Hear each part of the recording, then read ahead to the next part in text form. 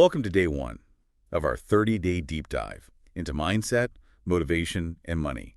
We're kicking things off by really digging into the foundation of it all.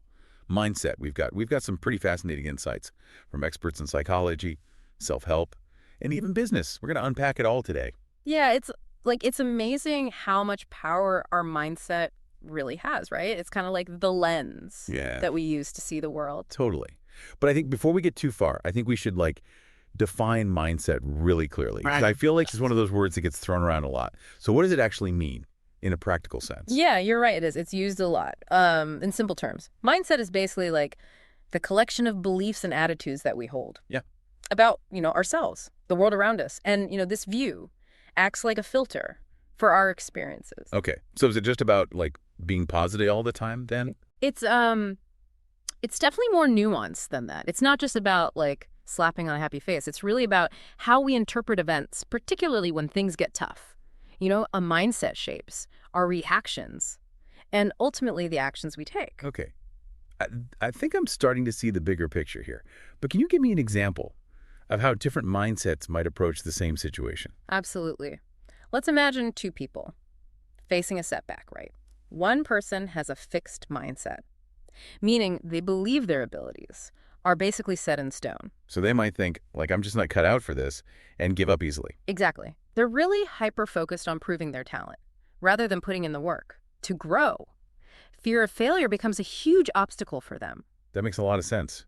So now, how would somebody with a growth mindset, how would they view that same setback? For them, a setback is an opportunity for learning and development. They believe their abilities can be cultivated through effort and dedication. So instead of throwing in the towel, they might ask okay, what can I learn from this and how can I improve? Spot on. They see challenges as a chance to get better.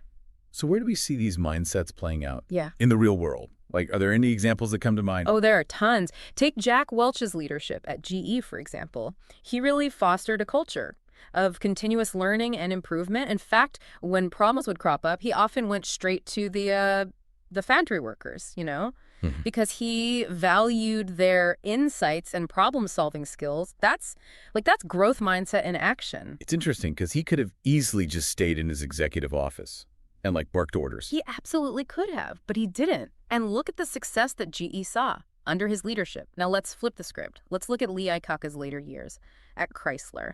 His focus seemed to shift towards maintaining his image and kind of appeasing Wall Street. He became less concerned with, investing in the company's long-term future. And sadly, that fixed mindset ultimately led to Chrysler struggling once again. Wow.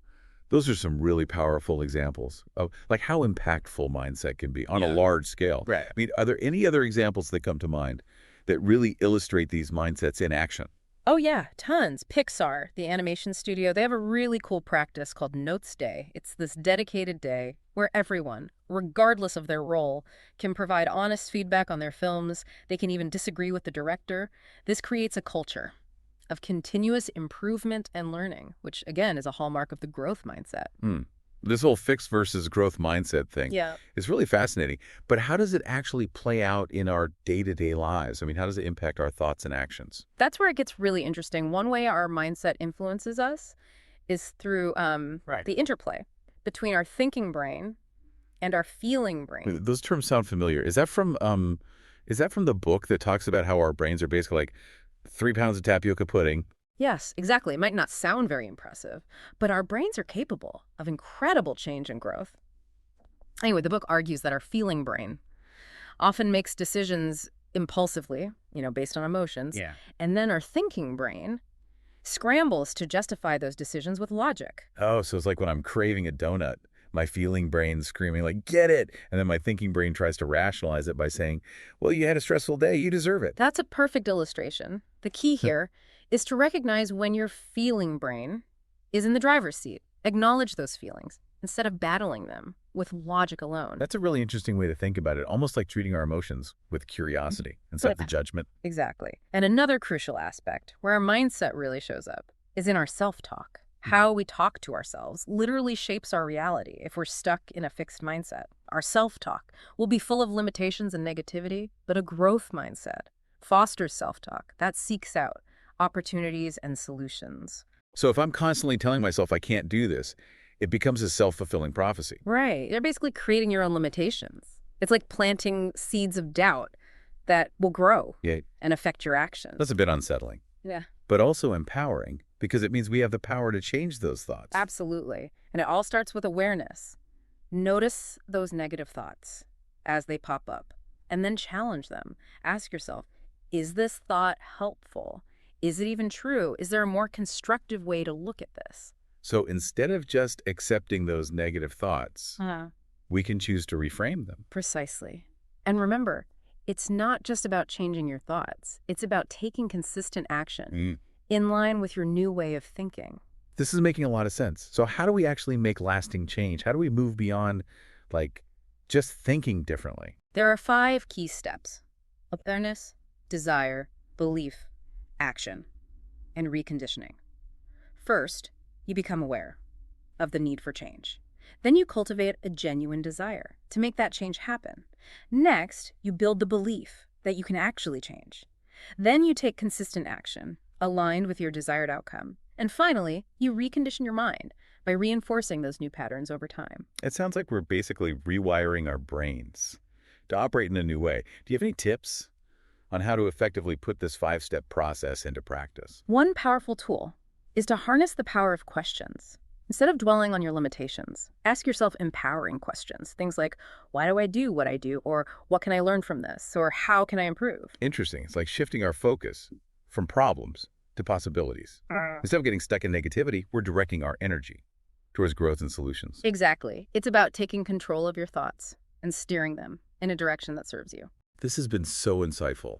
I mean, we've covered a lot about the fundamentals of mindset, from, fixed versus growth, to the interplay of our thinking and feeling brains, to the power of self-talk and, like, asking ourselves empowering questions. It's amazing how much control we have over our thoughts and ultimately our actions. It truly is. And the best part is, we've only just scratched the surface. That's right. We're just getting started on this 30-day journey. What else is in store for us as we dive deeper into the world of mindset, motivation, and money? Well, next we're going to explore some truly inspiring stories of people who have pushed the boundaries of mindset and achieved some pretty remarkable things. Get ready to be seriously motivated. I can't wait. We'll be back soon with more insights to help you unlock the power of your mindset. See you in part 2 of our deep dive. Sometimes, like, the most profound lessons, they come from the most unexpected sources. Ooh, I'm intrigued. What do you have in mind? Well, we were just talking about, the power of belief and its impact on our actions makes me think of the story of Thich Nhat Hanh, the Buddhist monk who set himself on fire in protest. Oh, yeah, I remember learning about him. It's such a powerful image. And honestly, pretty disturbing, the fact that he, remained completely still. Yeah. While he was engulfed in flames. It's hard to forget. Exactly. Everything is fracked brings up his story to highlight, the incredible power of conviction, to unwavering belief in his cause, allowed him to endure, unimaginable pain. It really makes you think about, the strength of the human spirit and what we're capable of when we're driven by, a really profound sense of purpose. Yeah. It's a stark reminder that, our beliefs shape our reality in ways that we might not even realize. And speaking of pushing boundaries, what about David Goggins? His story in Can't Hurt Me is another incredible example, I think, of mindset in action. Goggins is a fascinating example. Running a 100-mile ultramarathon with, minimal training. That's not just physical strength. That's, mental fortitude on a whole other level. Yeah, I'm still trying to wrap my head around that one. Minimal training for 100 miles. What drove him to even attempt something like that? Well, his story is really about overcoming, immense challenges, both internal and external. He faced severe dehydration, physical injuries, you name it, but he just persevered. Goggins talks about using his mind to push past what he thought were his limits. It's like he refused to let his mind dictate what his body could do. But wait, didn't he come in 5th place? He didn't even win, did he? True, he didn't win. But just finishing the race under those conditions is a victory in itself, don't you think? And a testament to the power of his mindset. Yeah, I guess you're right. I'm starting to see a theme here. A monk self-immolating for his beliefs, an ultra-marathoner pushing his body to the absolute limit. I mean, these are some pretty extreme examples. How do we apply, these incredible feats of mindset to our everyday lives? That's a great question. And it's important to remember that, Developing a growth mindset, it isn't about like comparing ourselves to others or, striving for the extreme. It's about having the courage to step outside our comfort zones and embrace the belief that we're capable of more than we think we are. Yeah, I can see that. So how do we start? Where do we begin this process of expanding our beliefs about what's possible for us? Well, there's a principle from Think by Design called MAYA, which stands for most advanced yet acceptable. Hey, okay, tell me more. I like where this is going. The idea is to aim for progress. That's both innovative and achievable. It's about creating like a personal manifesto, a set of guiding principles for growth that are challenging but still realistic, So instead of trying to become like the next David Goggins, Yeah. we should focus on setting goals that stretch us, but still feel attainable. Exactly. It's about making, consistent progress, even if those steps are small. It's the compound effect of those small wins that leads to significant growth over time. Yeah, this is starting to make a lot of sense. Yeah. But what are the fear, right? That often comes with pushing our limits. I mean, even David Goggins had moments when he wanted to quit, right? He absolutely did. But he learned to tap into like his inner strength Yeah. and push through those feelings. And that's an important lesson for all of us. Building a growth mindset isn't about eliminating fear or Yeah. discomfort. It's about learning to manage those emotions and using them as fuel to keep moving forward. So it's about accepting that fear is a natural part of the process Yeah. and choosing to take action despite it. Precisely. We can choose to let fear paralyze us, or we can choose to use it as a catalyst for growth. Okay, so we've talked about some pretty intense examples Yeah. of mindset. It almost feels like we need to take a deep breath and kind of shift gears a bit. What about something like forgiveness? Where does that fit into all of this? That's a great point. And it's something that Authentic Happiness explores in detail. Research has actually shown that practicing forgiveness can lead to, less anger, less stress, and improved overall health. Really? So holding on to grudges Mm. is actually harmful to our well-being. It seems so. Authentic Happiness suggests an exercise where you write a forgiveness letter. You don't have to send it, but the act of writing it can help you process your emotions and potentially, let go of some of that negativity.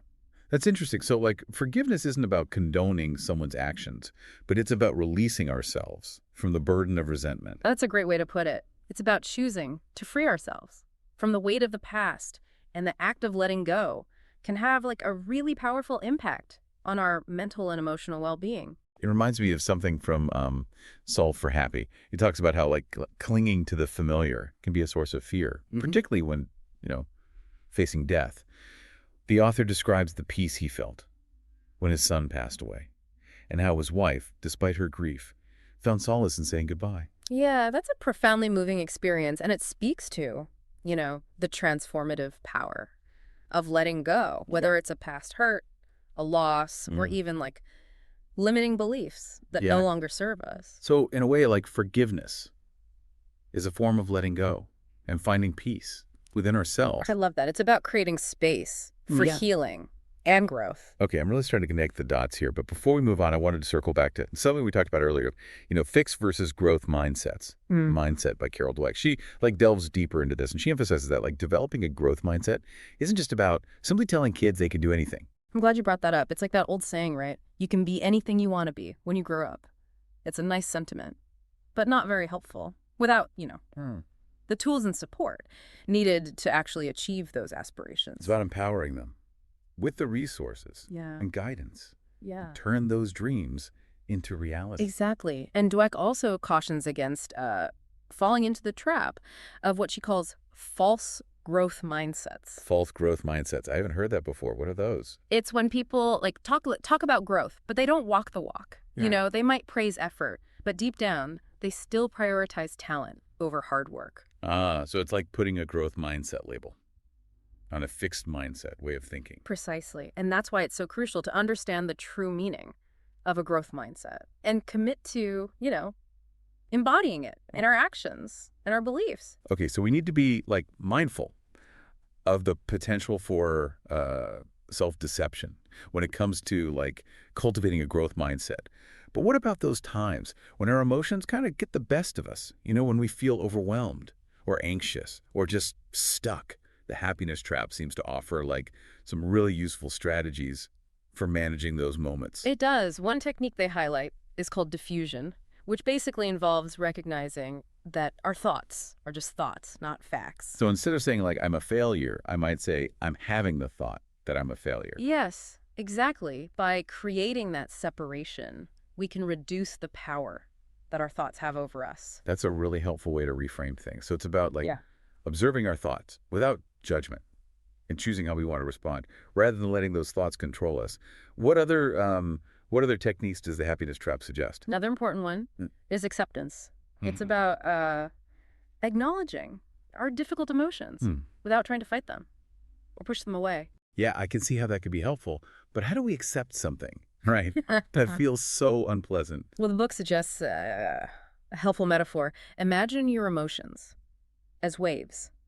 In the ocean, they come and they go, but they don't define you or your worth. I like that. It reminds us that, like, emotions are temporary, even though they might feel really intense in the moment. Yeah. You don't have to control us. Exactly. And by accepting those difficult emotions, we can start to create space for healing and growth. Okay.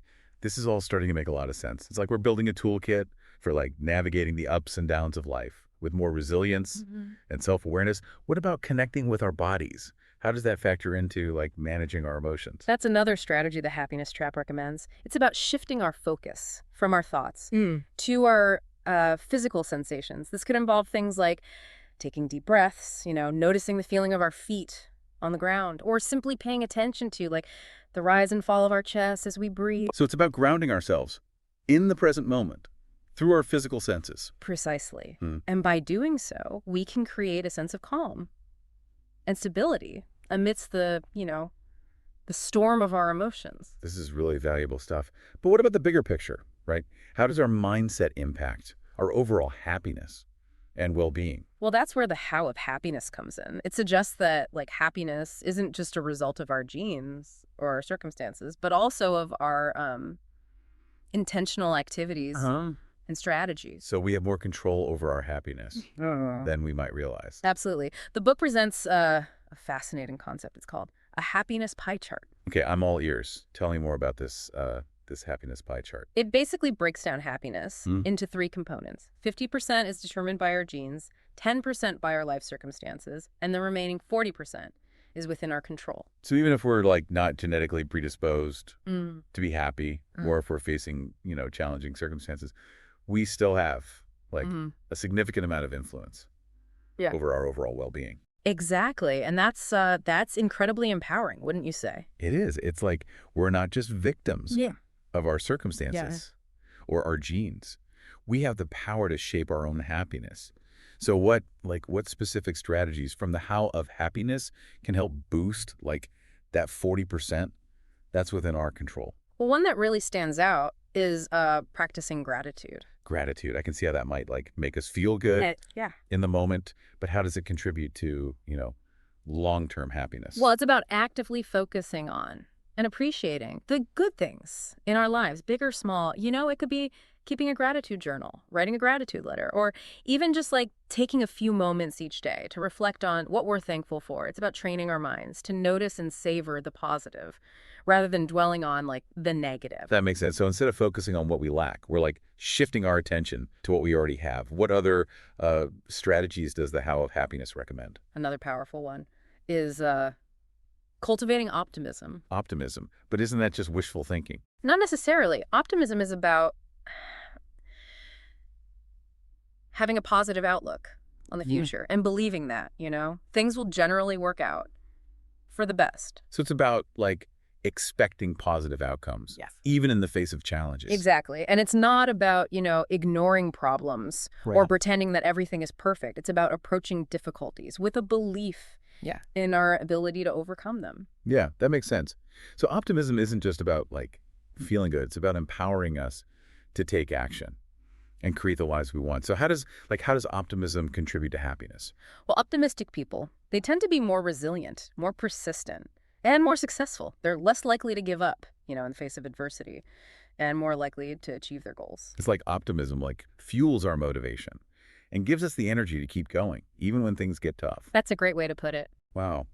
We've covered so much ground today, from, the power of belief to the importance of forgiveness, to the role of gratitude and optimism. It's clear that like our mindset plays a profound role in shaping our experiences and ultimately our happiness. I completely agree. And the amazing thing is, we've only just scratched the surface of this incredible topic. That's right. We're just getting started on our 30-day journey of exploring mindset, motivation, and money. So what can our listeners look forward to as we continue this deep dive? Well, in our next part, we'll be wrapping things up with some practical tips and powerful takeaways for integrating these mindset principles into your daily life. That sounds great. We'll be back soon with more insights to help you unlock the power of your mindset. Stay tuned. Welcome back to our deep dive to mindset, motivation, and money. We've covered a lot of ground already, in exploring the power of belief, the importance of forgiveness, and even like how to manage those pesky emotions that can sometimes kind of derail us. It's been quite a journey so far, and we're not done yet. We've touched on gratitude and optimism, but there's another element that's like crucial for long-term happiness and success, and that's finding our why. Our why? What exactly do you mean by that? Well, think of it as like the driving force behind everything we do, the purpose that fuels our actions and gives our lives, meaning. Start with Why by Simon Sinek. It really dives deep into this whole concept. Okay. I'm curious. Can you elaborate on like why? Understanding our why is so important. Sure. Think about Apple. Like, what sets them apart? Why do people love their products so much? It's not just about, sleek design or like innovative features. It's about what Apple represents, challenging the status quo, empowering individuals, thinking differently. So it's about like more than just the products themselves. It's about the values and beliefs that they embody. Exactly. People connect with their why, their core purpose, and that's what makes them so compelling. That makes sense. But how does this apply to like us as individuals? Well, it's about identifying what truly motivates us, what gets us, excited, what makes us feel like alive. When we tap into our why, we unlock like a deeper source of energy and purpose. So it's like finding our internal compass and letting it guide our decisions and actions. That's a brilliant analogy. And Start with Why highlights that this why often originates with an individual, a visionary leader who inspires others to join their cause. Can you give me like an example of what you mean? Sure. Take Sam Walton, the founder of Walmart.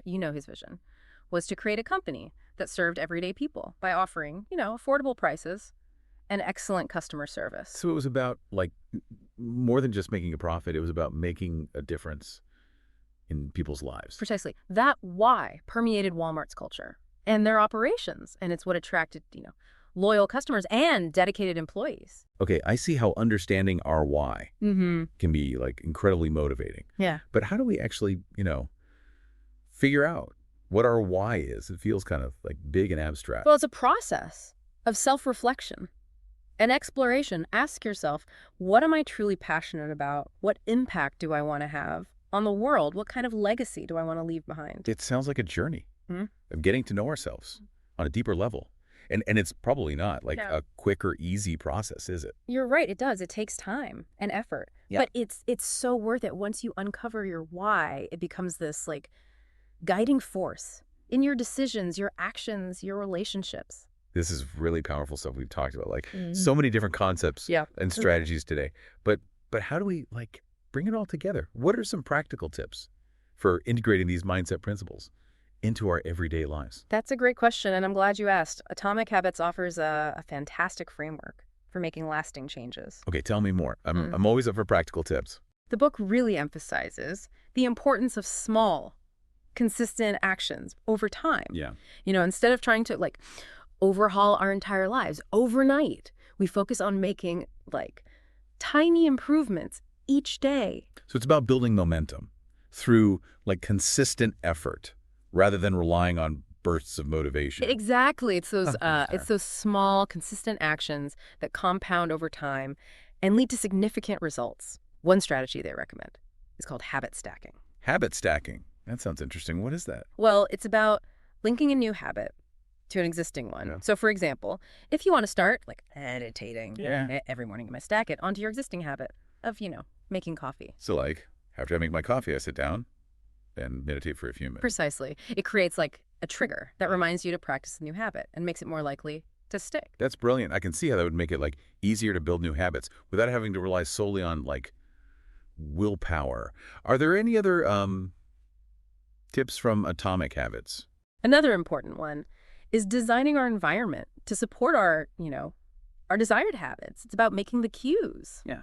for good habits obvious and visible, while making the cues for bad habits invisible. That makes a lot of sense. It's like setting ourselves up for success. Yeah. By creating an environment that like nudges us Yeah. in the right direction. Exactly. It's about it's about reducing temptation. Yeah. And making it easier to do the things that are aligned with, our goals. Wow, this has been an incredible deep dive. We've explored so much, the power of beliefs, the importance of forgiveness, the role of gratitude and optimism, the impact of finding our why, and even like practical strategies for building positive habits. It's been a pleasure exploring these concepts with you, and I hope our listeners feel inspired and equipped to start Incredible. applying these principles to their own lives. Me too. And remember, this is just the beginning of our 30-day journey. There's so much more to discover as we continue to explore mindset, motivation, and money. And as we wrap up this deep dive, here's a final thought to ponder. If our mindsets are constantly shaping our experiences, what story are you telling yourself right now? That's a powerful question Yeah. for all of us to consider. Choose your story wisely because it has the power Yeah. to shape your reality. Until next time.